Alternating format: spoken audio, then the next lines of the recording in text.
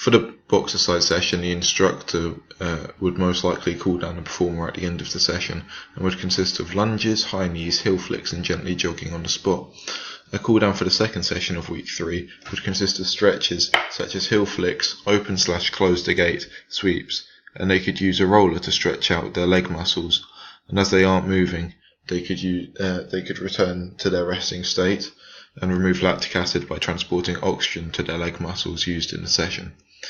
The first session of week 3 mainly focuses on upper body strength more than anything. However, it focuses on the different components of fitness that a boxer would use. This includes speed, strength and power, all of which are improved upon in the session.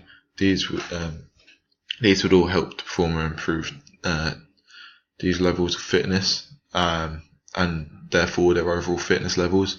In the second session of week 3, the performer would use HIIT training. This stands for high intensity interval training. HIIT training is an effective way to lose weight as it requires lots of energy, so the performer would burn off lots of calories. This would improve their body fat score as the amount of fat on their body would decrease and therefore give them a lower percentage of body fat. Week 4 would consist of a fartlek training session of walking for 30 seconds, jogging for 3 minutes, running for a minute, sprinting for 20 seconds, jogging for 2 minutes and then walking for 30 seconds again. They would do that 4 times. The Wednesday session would be plyometric, so this is 1-footed jumps, 2-footed jumps over hurdles. And the Friday session would consist of a HIIT training session, which is lunges, press-ups, jogging, burpees, planks. A warm-up that could be used for the first session of week 4 could be to do with the leg muscles, as this is what would be used during the session. A way the performer could warm up for the session could be to perform stretches such as high knees, lunges, squats, karaoke, sweeps and open the gate. A pulse raiser could be to cycle to the area which the performer would be carrying out the fartlek training. This would warm up the leg muscles of the performer and get their heart rate up and prepare them for the exercise. A heart rate for the second session of week 4 could be to jump over small hurdles in order to get used to jumping over hurdles like the performer would during the training session. This would increase heart rate of the performer and therefore get oxygen travelling around the body, ready to remove any lactic acid that might build up. Finally, warm up for this final session could be to complete lengths of a swimming pool. This would warm up their core and upper body muscles, as this is what they would be used during the session and would therefore need to be warmed up. A cool down for the first session of week 4 could be to take part in a slow cycle. This would use leg muscles and return the body back to a resting state where the body can receive enough oxygen to remove lactic acid. A cool down for the second session of week 4 could be to have an ice bath. This would allow oxygen to get to the muscles and reduce the amount of lactic acid. The ice bath is able to do this through vasoconstriction and vasodilation. Finally, a cool down for the final session of week 5 could be a fast walk, then it gradually reduces in speed and eventually becomes a slow walk as to stretch out the muscles and to get oxygen around the body to remove lactic acid which is built up. In week 4, the amount of sessions per week increases from 2 to 3. This is referring to the frequency principle of progressive overload.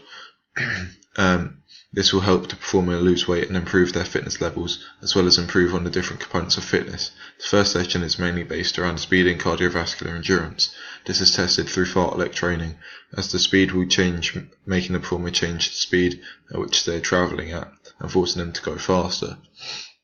This would be continuous exercise, and would therefore require a lot of energy and effort, which as a result would cause the performer to burn off some calories and therefore decrease the amount of fat on the body. The second session would improve their power and leg muscles, which would be done through plyometric training. This would improve the strength of the muscles in their legs through jumping and would therefore be a high intensity exercise, which the performer can use to increase their fitness levels. The final session of week 4 mainly focuses on HIIT training for their legs and core. This would burn off any fat the performer has around their quads, glute and abs, as well as increasing the aerobic capabilities of the performer and leg strength and power of the performer, which as a result would increase the performer's fitness levels overall. Week 5 would consist of a boxer-size session, so it's 3 minutes of shadow boxing, skipping, shuttle runs, jumping jacks, 3 minutes of hitting pads and planks.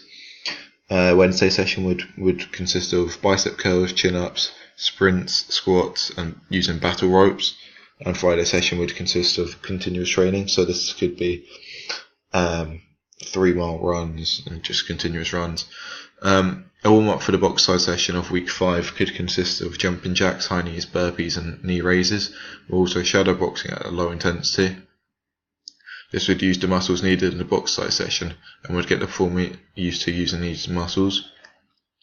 A warm-up for the second session of week 5 could be to go for a swim around the pool, as this would get the heart rate of the performer to increase. It would also warm up the arms and legs of the performer, which would both be needed during the exercise session. A warm-up for the final session of week 5 could be a slow jog. This is because it would be carrying out the same actions as the training session and would be using the same muscles, so the performer can get oxygen to these muscles efficiently before exercise. A cool down for session 1 of week 5 would be carried out by an instructor of at the box size class. It would contain knee raises, heel flicks, jumping jacks and other exercises, which would slowly decrease in intensity until the performer returns to their resting state.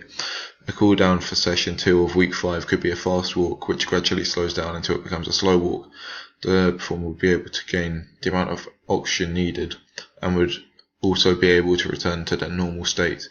The oxygen would get to the muscles and would be able to remove lactic acid. Finally, the final session of the week could consist of an ice bath. This would remove the lactic acid through vasoconstriction and vasodilation. Both box size and continuous training are used in week 5 of the training program. These are both training methods which would help burn a lot of fat and therefore be appropriate for the performer, as they aim to reduce the amount of fat they have and want to increase their fitness levels. This will also be done through box size and continuous training, as they both use a range of muscles from your arms to your legs and core. The fitness components of these training sessions are also different, as box size works on speed, power, core and strength, whereas continuous training works on cardiovascular endurance. The other session of week 5 is working on strength and the upper body and also speed. These would add muscle to the performer's body and therefore reduce the amount of fat, giving them a better muscle to fat ratio. A week 6 training program consists of a HIIT session including lunges, sit-ups, jogging, press-ups, star jumps, planks. The Wednesday session consists of planks, sit-ups, press-ups, squats, bench press and SAQ ladders. And Friday session is a fartlek session, working between 60 and 80% of the maximum heart rate when they're jogging, which is 120 to 160 beats per minute roughly. And hard running, so this would be 70 to 90% of their maximum heart rate, so 140 to 180 beats per minute, and they would switch between the two 10 times continuously without rest. A warm-up the performer could participate in for session 1 of week 6 could be a jog. The jog wouldn't be very far and would be at a low intensity in order to increase heart rate, but not make the performer tired before the exercise session. The jog would mainly work on the core muscles, which would be used in the exercise session. For example, when the performer takes part in the planks, it is using the core muscles and therefore they need to be warmed up before exercise so they aren't overstretched and cause injury to the performer. A warm-up for the second session of week 6 could be using SAQ ladders slowly. This would get the performer breathing heavily and would cause them to increase their heart rate and prepare themselves for exercise. A warm-up that could be used before the final session of week 6 could be a cycle ride without any resistance for a short distance. The cycle would have to make them use their aerobic energy system and get used to transporting oxygen around their body. Their body would get the working muscles involved, as the legs would be used in the session and the warm-up, and therefore prepare themselves for the exercise session. A cool down that could be used after the first session of week 6 could be swimming lengths of the swimming pool. The performer wouldn't work too hard and would just relax as to let their muscles become looser and for their body to return to their resting state. After the second session of week 6, the cool down that could be carried out by the performer could be a massage. The massage would lower their heart rate as they aren't having to work while getting a massage. They'd also have their muscles stretched out and would therefore be able to get sufficient amounts of oxygen to their muscles and reduce the amount of lactic acid in the muscles, which would cause negative effects such as DOMS. Finally, a cool down for the final session of week 6 could be using a foam roller. The roller would stretch out the muscles and allow blood and to transport oxygen to the muscles and reduce the amount of lactic acid built up. The performer isn't being required to move a lot while using the roller, which would allow their body to return back to its normal resting state.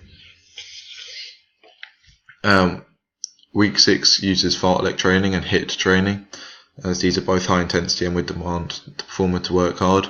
They would both be effective methods to improving fitness. So it improves speed, and fartlek would improve cardiovascular slightly, whereas HIIT would be more power, speed and strength. The other session in week 6 would work on core and therefore would burn off fat from the upper body of the performer. As it is the last week of the training program, the reps and sets of each exercise would be high and the weight would be high. This relates to the intensity principle of progressive overload. The amount of sessions per week would also be its highest due to the frequency principle of progressive overload. These would work together to improve the performer as much as possible and reduce their fat levels as much as possible. The time of the sessions would also be longer, which refers to the time principle of progressive overload, and it would be specific to what the performer wants to work on, which would be the type principle of progressive overload. Alternatives for session 2 of week 1. On the Friday session of week 1, the performer is required to complete a warm-up which consists of a light boxercise session, followed by the performer carrying out these exercises. 2 sets of 10 bicep curls using an 8 kg weight, 2 sets of 7 chin-ups, 2 sets of 60-meter sprints, 2 sets of 15 squats with 5 kg weight, and 45 seconds of battle ropes alternating hands. After these exercises, the performer would cool down by cycling home. However, not all of these activities would be available for the performer to do, as it may require too much space or specific equipment.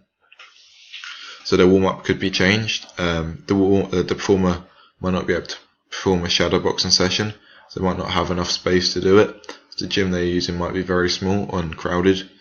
An alternative to shadow boxing could be using lighter weights, such as using 2 kg weights to complete bicep curls or other exercises, which may be used in a session. This way, they'll be using the same muscles and will be able to use actions that will be carried out during the session. For the main activity, if the performer isn't able to use an 8 kg weight, they could use a lighter weight if that's available and do more repetitions, or they could perform press-ups, as it would work on biceps, which is the muscles which will be used in the bicep curls. If the 5 kg weight isn't available for the squats, then the performer could increase the amount of squats that they do, as they wouldn't have a weight. However, this would still improve the power and leg muscles of the performer. If the battle ropes aren't available to the performer, then they could also participate in press-ups, as this would work the same muscles in the biceps and triceps and would increase upper body strength, just like the battle ropes would.